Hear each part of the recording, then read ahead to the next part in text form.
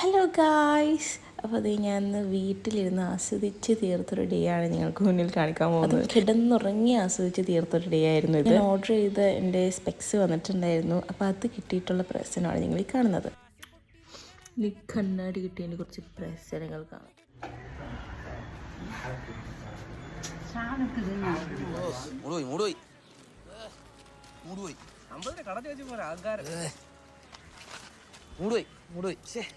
രാവിലെ തന്നെ ആ നെഗറ്റീവിൽ ഞാൻ അങ്ങോട്ട് ഇല്ലാണ്ടായി പോയിട്ടുണ്ടായിരുന്നു. പക്ഷേ ഈ ഫുഡ് മോർണിംഗ് ബ്രേക്ക്ഫാസ്റ്റ് അങ്ങോട്ട് ഇല്ലാണ്ടാക്കി. അപ്പം പിന്നെ ഡേ അങ്ങോട്ട് തിരിച്ച് വന്ന പോലെയായിരുന്നു എനിക്ക്.